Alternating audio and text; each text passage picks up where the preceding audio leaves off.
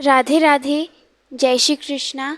श्री राधा रानी की कृपा से, श्री जी की कृपा से हम कली अवतार श्री राधा कृष्ण मिलत तनु श्री कृष्ण चैतन्य महाप्रभु जी के पावन चरित्र को श्रवण पान कर रहे थे। श्री जी की कृपा से आज श्री कृष्ण चैतन्य महाप्रभु जी के पावन चरित्र का भाग 66 है। लाडली जो की कृपा से हम देख रहे थे कि सनातन जी और श्री चैतन्य महाप्रभु जी के बीच में सत्संग हो रहा था। तो उस सत्संग में हमने देखा था कि सनातन गोस्वामी जी महाप्रभु जी जो है प्रश्न करते और उसका उत्तर देते महाप्रभु जी। फिर महाप्रभु जी ने भक्त के 9 लक्षणों के बारे में बताया। तो भक्तों के 9 लक्षण होने चाहिए जो बताते हैं कि भक्त की जो साधना है वह ठीक ठाक चल रही है, अच्छी चल रही है। तो 9 लक्षण हुए भक्तों के। अब हमें सुनना था 10 नामा अपराध जो भक्तों को नहीं करना चाहिए। उनमें से सबसे पहले अपराध है वह है संत पुरुषों की निंदा करना, संत भगवान की निंदा करना कि वो ऐसे हैं, वो ऐसे चलते हैं, वो ऐसा करते हैं। इन सब बारों में वो क्या बोलते हैं, उनकी बातों को पकड़ के दूसरों को बताना कि ये गलत बोलते हैं, ये भी निंदा में आता है। इसलिए यह अपराध नहीं करना चाहिए, यह संत अपराध नहीं करना चाहिए। दूसरा अपराध आता है कि हमें भगवान में, परमात्मा में भेद नहीं करना चाहिए। जैसे कि भगवान शिव में और भगवान नारायण में, श्री कृष्ण में अंतर करना, तुलना करना कि ये उच्च हैं, ये नीच हैं। ऐसा कुछ नहीं है, सब एक तत्व हैं, बस वो परमात्मा हर लीला कर रहा है। इसलिए कभी भी भगवान में हमें तुलना नहीं करनी चाहिए। तीसरा अपराध आता है कि गुरु की आज्ञा का अवहेलना करना, उनकी बात को नहीं मानना, या फिर यह सोचना कि मुझे तो गुरु की आवश्यकता ही नहीं, मैं तो स्वयं ही सब कुछ कर लूँगा, मैं स्वयं ही भगवान को पालूँगा। यह मानना भी एक अपराध होता है, नामा अपराध में आता है। चारवा होता है कि हम यह सोचें कि हम नाम तो कर रहे हैं, हम भगवान के इतना नाम तो कर रहे हैं, अब नाम कर रहे हैं तो हमें कौन सा पाप लगेगा। तो हम क्या करते हैं, नाम भी लेते जाते हैं और पाप भी करते जाते हैं, परंतु ये भी एक नामा अपराध है। 5वां नामा अपराध आता है कि हम नाम को छोटी साधना मानते हैं और बाकी साधनाओं को बहुत बड़ी बड़ी मानते हैं। जो नाम है वो तो छोटी साधना है, बाकी साधना तो बड़ी बड़ी हैं। यह सोचना भी एक नामा अपराध है, क्योंकि नाम भी उतना ही काम करता है जितना कोई साधन काम करता है। तो ये भी नाम अपराध में आता है। फिर आगे आता है कि नाम में अर्थवाद करना, यानी कि शास्त्रों में बड़े ही नाम की महिमा करी गई है, बड़े लोग बताते हैं कि नाम की इतनी महिमा है, परंतु यह मानना कि ये सब कुछ नहीं, ये सब सच नहीं है, यही नाम में अर्थवाद होता है। यह भी अपराध है कि नाम को सोचना कि नाम की कोई महिमा नहीं है। और फिर आगे एक नामा अपराध आता है कि हम नाम उसको उपदेश दे रहे हैं जिसको नाम में बिल्कुल रुचि नहीं, यानी कि हम उसको एक व्यक्ति को बार बार दे रहे हैं कि तुम जपो जपो जपो। हमें दो बार से ज़्यादा किसी भी व्यक्ति को यह उपदेश नहीं देना चाहिए कि आप नाम जप करिए। केवल 2 बार, फिर आगे नहीं जप कहना चाहिए, वरना ये भी नामा अपराध में आता है। अनिच्छुक व्यक्ति को नाम प्रदान करना, मतलब बार बार उससे कहना कि आप जपिए, यह भी नामा अपराध में आता है। आगे अपराध आता है कि यह सोचना कि क्या भगवान के नाम को लेने से सब कुछ हो जाएगा। अविश्वास होना कि नाम जप भी रहे हो और उसमें यह भी विश्वास न होना कि क्या नाम से सब कुछ हो जाएगा, यह भी नामा अपराध है। तो कुल 10 नामा अपराध होते हैं। फिर आगे आता है वैष्णव अपराध, जो महाप्रभु जी बताते हैं 6 वैष्णव अपराध है। पहला, वैष्णव को देखकर प्रसन्न ना होना। दूसरा, वैष्णव के ऊपर क्रोध करना। तीसरा, वैष्णव की प्रशंसा ना करना। चौथा, वैष्णव को देखकर द्वेष होना, ईर्ष्या होना। पांचवा, वैष्णवों की निंदा करना। छठा, वैष्णवों की मृत्यु कर देना या फिर उन्हें मार देना। यह भी बहुत बहुत बड़ा अपराध है। फिर महाप्रभु जी ने 32 सेवा अपराध बताए, सारे अपराध बताए, और सनातन गोस्वामी जी ने यह सारी सत्संग श्रवण किया। महाप्रभु जी के इतने सुंदर भावमय सत्संग को सुनकर खूब खूब खुश हुए सनातन गोस्वामी जी। और महाप्रभु जी सनातन गोस्वामी जी को अगले 2 माह तक यह इतना खूबसूरत सत्संग प्रदान किया। फिर अब महाप्रभु जी नीलाचल धाम जा रहे थे और सनातन गोस्वामी जी की भी इच्छा थी कि वे महाप्रभु जी के संग नीलाचल धाम को जाएं, परंतु महाप्रभु जी ने कहा कि हे सनातन, तुमको मैंने यहाँ इसलिए बुलाया है कि तुम वृंदावन में जाकर मेरे कुछ कार्य करो। तो तब सनातन गोस्वामी जी कहे कि जैसी इच्छा आपकी प्रभु, मुझे आज्ञा दीजिए। तो तब महाप्रभु जी आज्ञा देते हैं कि तुम्हें यह 4 कार्य करने हैं। कौन कौन से 4 कार्य? पहला, वृंदावन में जाकर आपको श्री कृष्ण भक्ति को प्रचार करना है, प्रसार करना है। और दूसरा, आपको यह कार्य करना है कि आप वृंदावन में जाकर वृंदावन में जो लुप्त स्थान है, उन सारे लुप्त स्थानों को फिर से प्रकट करना है। तीसरा, वृंदावन में जाकर आपको जो ग्रंथ है उसको प्रकट करना, यानी लिख लिख कर आप प्रकट करना है। चौथा, श्री ठाकुर जी की शिव विग्रह को हर जगह प्रकट करना है, उनकी सेवा करनी है, हर जगह शिव विग्रहों को प्रकट करवाना है। यह आपके 4 आज्ञाएं हैं, ये महाप्रभु जी श्री सनातन गोस्वामी जी को प्रदान करते हैं। और फिर महाप्रभु जी नीलाचल धाम को चले जाते हैं और दोनों भाई थे, श्री रूप गोस्वामी जी और श्री सनातन गोस्वामी जी, वो वहीं पर आज से 500 साल पहले एक हाथ में वराह पुराण लेकर, एक हाथ में कागज और कलम लेकर वे जगह जगह यह ढूंढ रहे हैं कि कौन सी स्थान कहाँ पर है। रूप गोस्वामी जी ने वृंदावन को प्रकट किया था, जो लुप्त स्थान थे उनको जा जाकर प्रकट किया था। अगले 3-4 दिन तक वे यही एक स्थान को ढूंढते रहते और ना ढूंढ पाते। जब थक हार जाते कि अब कैसे ढूंढें, तो तब श्री जी का भजन आरंभ करते, और जैसे श्री जी का भजन आरंभ करते, श्री जी संकेत कर देती और श्री रूप गोस्वामी जी वहीं पर खुदाई करते और फिर वह स्थान, नया स्थान मिल जाता। ऐसे पूरा वृंदावन रूप गोस्वामी, सनातन गोस्वामी जी ने प्रकट किया। जितनी मेहनत उस वक्त श्री रूप गोस्वामी जी ने की थी वृंदावन को ढूंढने के लिए, शायद ही कोई आज कर सके। इतनी मेहनत, मतलब दिन ही दिन में उन्हें सारा कार्य करना होता था। ना उस वक्त कोई इतना साधन था कुछ काम करने का।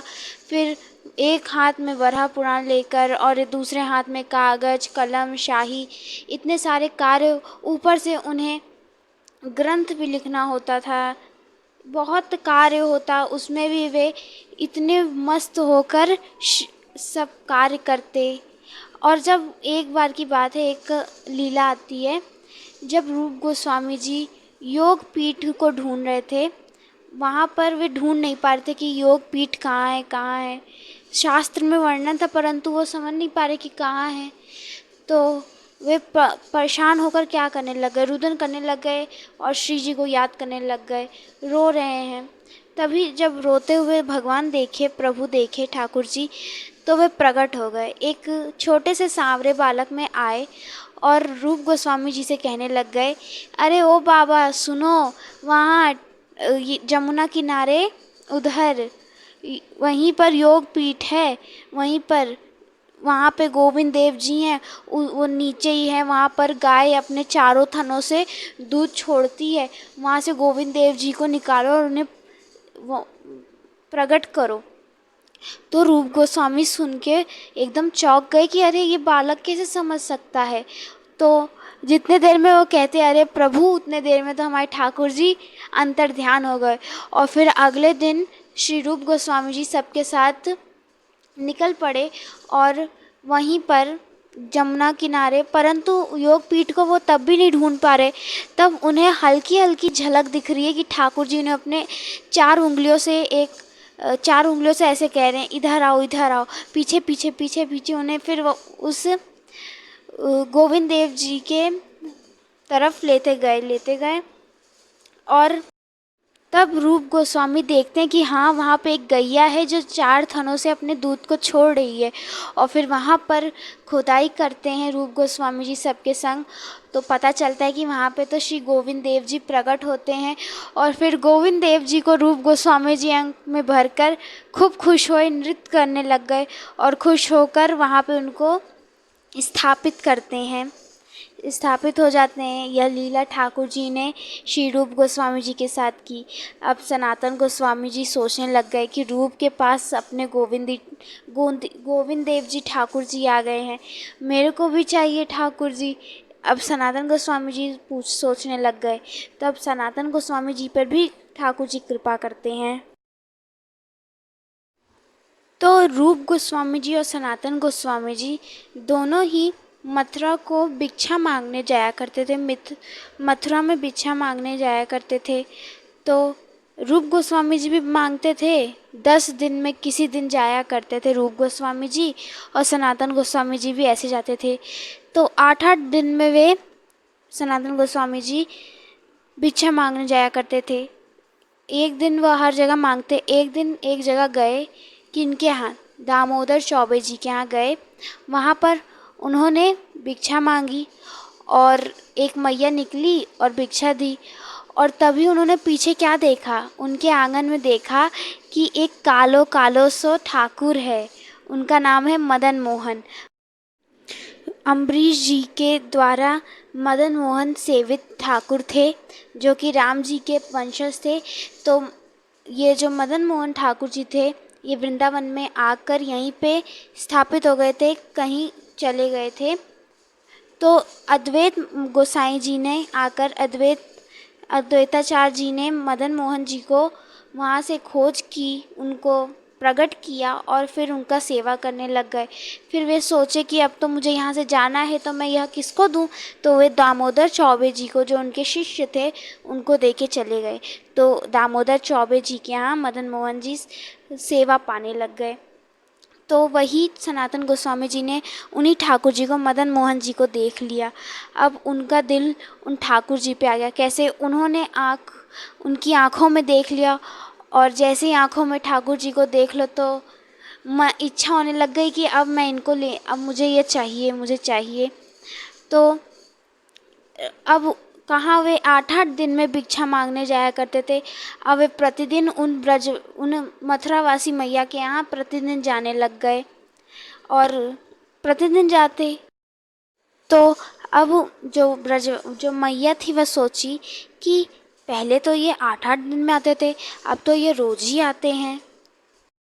तो मैया ने पूछा कि क्या बाबा, पहले तो तुम 8-8 दिन में आते थे, अब कहाँ प्रतिदिन आने लग गए। तो गोस्वामी जी ने, सनातन गोस्वामी जी ने बात टालते हुए कहा कि अरे मैया, पहले ये बताओ कि ये तुम्हारे पीछे जो ये काला काला कौन है, ये काला काला कारो कारो सो। तो मैया बोली, अरे ये मेरा मदन है, ये मेरो मदन है। तो जो मैया थी वो मदन मोहन जी को अपने पुत्र के समान वात्सल प्रेम दिया करती थी। तो वे सनातन गोस्वामी जान गए और फिर जाते कहे कि मैया, तुम इनकी रोज़ सेवा करती हो, परंतु ये ठाकुर जी हैं, ये भगवान हैं, इनको तुम ऐसे झूठ मूठ मत खिलाया पिलाया करो, ठाकुर जी हैं। तो मैया तब से थोड़ा सोचने लग गई और थोड़ा पवित्रता से ठाकुर जी को पवाने लग गई। परंतु फिर क्या हुआ, फिर अगले दिन सनातन गोस्वामी जी से कहती हैं कि अरे बाबा, तेरी बात में आके मैंने मदन को अलग खिलाने लग गई, पवाने लग गई। तो मदन कहने लग गया कि अरे तू मुझे कम प्यार देती और सदन को ज़्यादा, अब बताओ अब मैं क्या करूं। तब सनातन गोस्वामी जी कहे कि अच्छा, जैसा वो कहें वैसा ही करो, जो उन्हें पसंद हो आप वही करिए। तो तब से मैया फिर वही करने लग गई। और तब सनातन गोस्वामी जी सोचे कि इन मैया को तो ठाकुर जी बहुत सेवा दे रहे हैं, मुझे भी प्रदान करें, मुझे भी यही चाहिए, अब यह मुझे चाहिए, मुझे यह चाहिए। उनके मन में लालसा आने लग गई कि मदन गोपाल अब मुझे चाहिए, मदन मोहन जी अब मुझे चाहिए। तो अगले दिन जब गए उन मैया के पास और भिक्षा के लिए कहा, तो उस वक्त मैया कही कि अरे मैं क्या बताऊँ आपको, अब मेरा जो मदन है वो चाहता है कि वो आपके पास जाए, क्योंकि मैं तो अब बूढ़ी हो गई हूँ और मैं बूढ़ी होती जा रही हूँ, मैं कैसे मदन का ख्याल रखूँगी, कैसे उसे पवाऊँगी, इसलिए अब वह आपके पास जाना चाहते हैं। तो तब सनातन गोस्वामी जी यह सुनकर रुदन करने लग गए कि बस मैंने ठाकुर जी से यह चाह की थी कि वह मेरे पास आ जाए, और ठाकुर जी इतनी सहजता से, इतनी दीनता से मेरे पास आ रहे हैं। और तब सनातन गोस्वामी जी ने मदन मोहन जी को अपने साथ लेकर वहीं पर चले गए यमुना किनारे।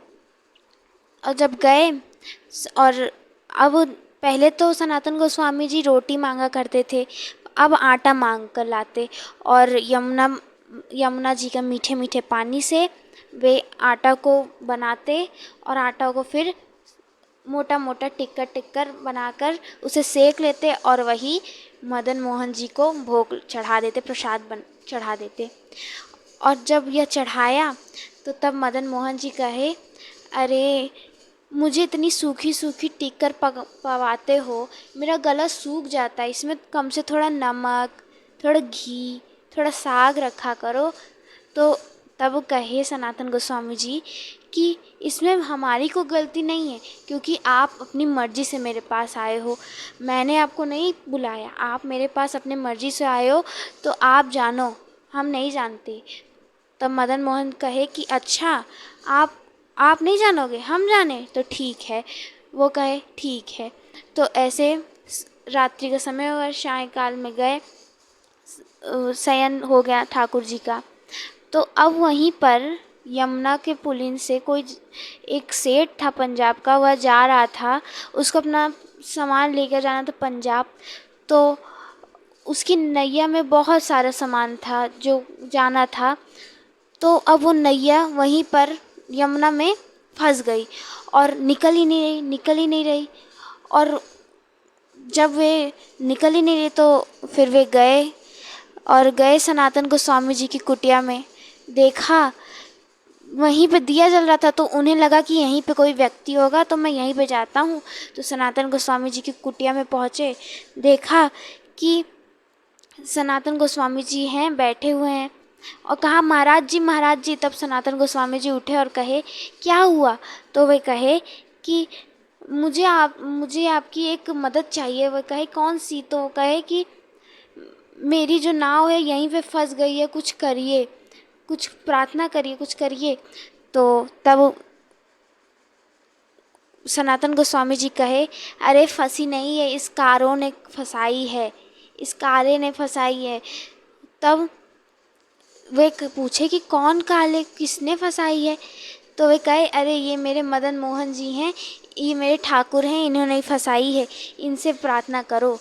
तो तब वो पंजाब के सेठ जी ने वहाँ पर प्रार्थना की उनसे और कहा कि हे नाथ, मेरी ये नाव निकाल दो, और जो मुनाफा मुझे होगा, जो मेरे को तरक्की होगी, उसकी पूरा मैं आपको इन भगवान के लिए भव्य मंदिर बनाने के लिए मैं वो सारे मुद्राओं को लगा दूंगा। तब वहाँ गए और देखा कि जो नाव थी उसमें हाथ भी नहीं लगाना पड़ा, वो जो नाव थी वो अपने आप ही खड़ी हो गई और वह चलने लग गई, पानी में तैरने लग गई। तब वहाँ से वे सेठ जी गए और जो भी मुनाफा हुआ 3 गुना 4 गुना, उस मुनाफा को लेकर आए और मदन मोहन जी का एक भव्य सुंदर सा मंदिर बनवाया, ऊंचे पे बनवाया। और ऐसे ठाकुर जी सनातन गोस्वामी जी के साथ खूब लीला करते। श्री जी की कृपा से हम कल के भाग में और सनातन गोस्वामी जी और ठाकुर जी की लीला, आगे महाप्रभु जी की लीला को श्रवण करेंगे। आज के प्रसंग को हम यहीं पे विराम देते हैं। तब तक के लिए आप सभी भक्तों को राधे राधे, जय श्री कृष्णा।